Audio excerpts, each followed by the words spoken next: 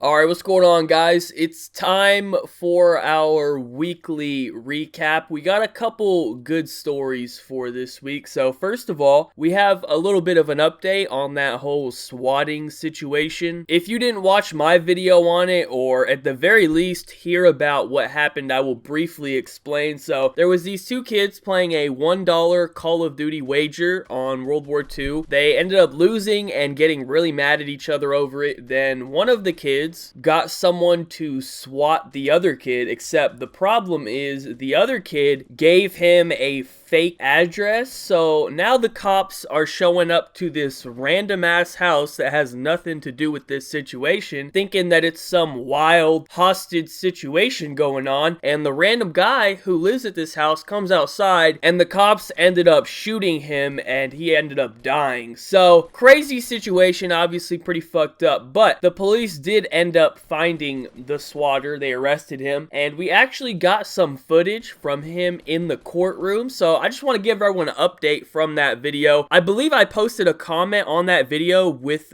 a bit of an update, but this is like an official update. So let's go ahead and play the clip. Are you the Tyler Ray Barris one by the state of Kansas for a criminal offense? Sir, I'm holding in my hand a waiver of extradition form. Do you recognize this document? Yeah, Did you read and understand all of the information contained on the form? I did. Very well. The court finds the defendant has knowingly, intelligently, understandably, and freely and voluntarily signed the forms and waived extradition. The defendant is remanded to the custody of Los Angeles County Sheriff with no bail. First of all, can I just say that this fool should have swatted his barber instead? That hairline is criminal right there, but I'm not exactly a legal expert or anything. I'm not exactly 100% sure on all the terminology, but I believe this is what's going on here. They haven't actually charged him with anything yet. They want to extradite him to Kansas because I believe he currently lives in California. Kansas is where the actual swatting happened, so they're gonna send him over there to be tried and sentenced or whatever. I believe this court hearing right here was just to get that figured out and also to decide whether or not he gets bail, and you can hear her say that his bail was denied. So I believe he now currently has to sit in jail until he is transported to Kansas. Then they'll have the official trial over there, and you know, we'll see what he gets charged with or whatever. I think, all right, I'm not a legal professional, all right, I'm not a lawyer. I think that's what's going on here, but I'm actually curious to see what he will be charged with, because I think this is a pretty important case. Hopefully it will raise some awareness for police so they can be better prepared for this type of stuff and maybe prevent this type of stuff in the future, because this happens a lot with like YouTubers and streamers and just really anybody who's like kind of famous on the internet, I guess. But what a lot of them do is they go talk to their local police department. They say, hey, if you get some weird phone call saying there's something going on at my house, just give me a call first and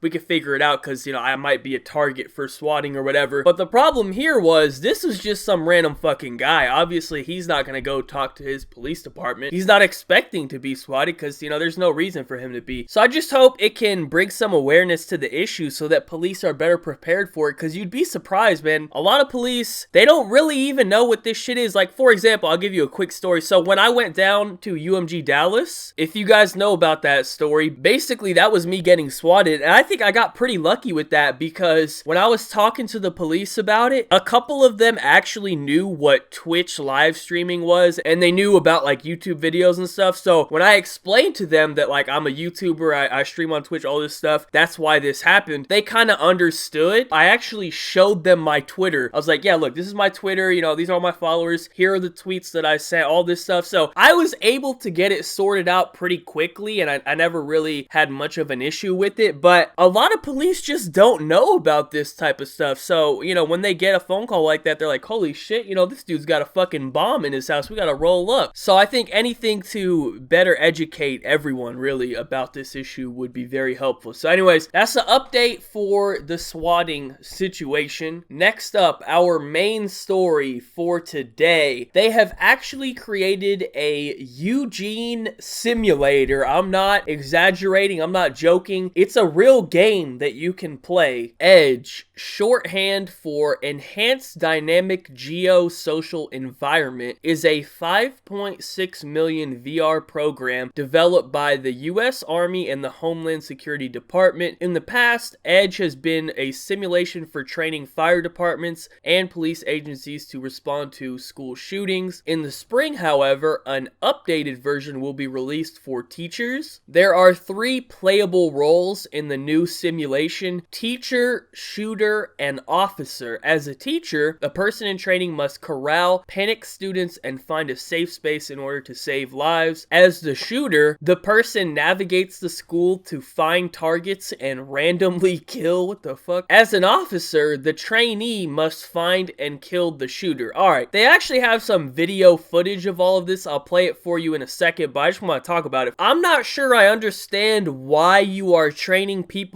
in the perspective of the shooter. Like, are you training people to shoot up schools better? Like, I'm not sure I understand why you need to have the shooter perspective in this. I understand the teacher, because you're gonna have teachers using the program, so, you know, they should be themselves. And I understand why you'd have the officer, because, you know, you want officers to take this program, practice it as their own role. But I'm not sure I understand why you want people to train as the shooter. Maybe just to see, like, what the shooter might do. Yeah, I guess that does make a little bit of sense. You might want to just see it through the shooter's eyes so that you kind of know what to look for. If you've done something yourself, then you kind of know what other people might do as well, I guess. I don't know. Still, a little bit weird for a teacher to take this program and start shooting up their own students, you know, in the shooter's point of view. That's a little bit fucking weird. But let's go ahead and play the video footage, because this shit's actually pretty realistic.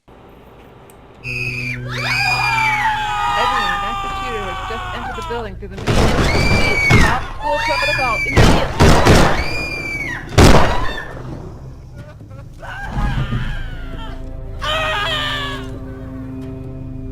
Everyone, line up along the inside wall. So yeah, it's pretty realistic gameplay, I guess I would say. I don't know, I haven't been in a fucking Eugene situation, but that's what I would imagine it would look like. So I guess this is a good tool for training teachers or whatever. 2018, man, anything is possible with technology. Hopefully this software doesn't fall into the wrong hands and, you know, we don't let an actual Eugene get a hold of this and practice his gun skill, you know what I'm saying? Because imagine we heard that story, bro. That would be something else. But yeah, I just thought it was interesting that they're having an actual Eugene simulator that teachers can use to practice for Eugene situations. It's kind of disturbing that we feel the need, teachers need to practice for Eugene situations, because I don't feel like they're that common, you know. There's a couple of them that come to mind, but I don't feel like when most kids go to school, they're seriously worried that someone's gonna bring a fucking AK to class that day, you know what I'm saying? I feel like that's not really a concern. I know, realistically, when I was in high school, I don't think I ever 100% ever felt scared that, yeah, today is the day this fucking weird ass kid's gonna shoot everyone up. I don't know. That was never an actual concern. It's a bit of a exaggeration, I would say, but I guess it's still good to train people just in case, you know, the slight possibility that that does happen, because let's be honest here, it does happen sometimes. So anyways, just thought it was kind of interesting that they developed that, but that's pretty much it for what I wanted to talk about. Oh, also one final thing. Jake Paul had one of his videos strike down today, and I thought this was interesting because of all of the Logan Paul controversy recently. But Jake uploaded a video titled "I Lost My Virginity," and if that wasn't bad enough, I want to note that this wasn't the original thumbnail. The original thumbnail was him and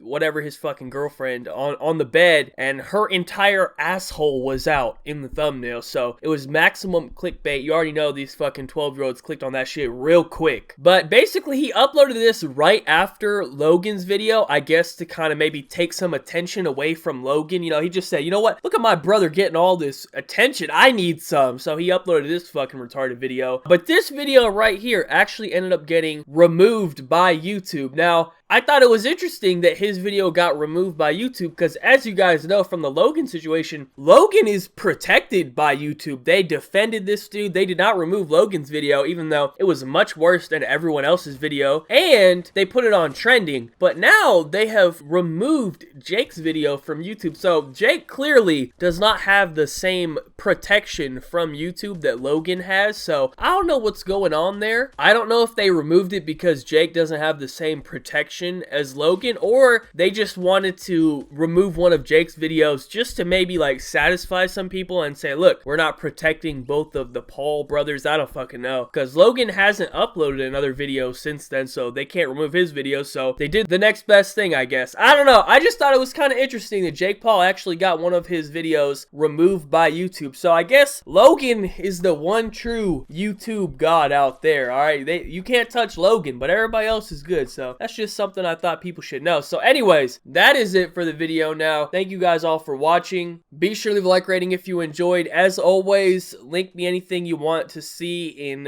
future videos on Twitter. If I like it, I will use it. Subscribe if you're not already. Follow me on Twitter. Links in the description down below. Other than that, have a good day and peace out.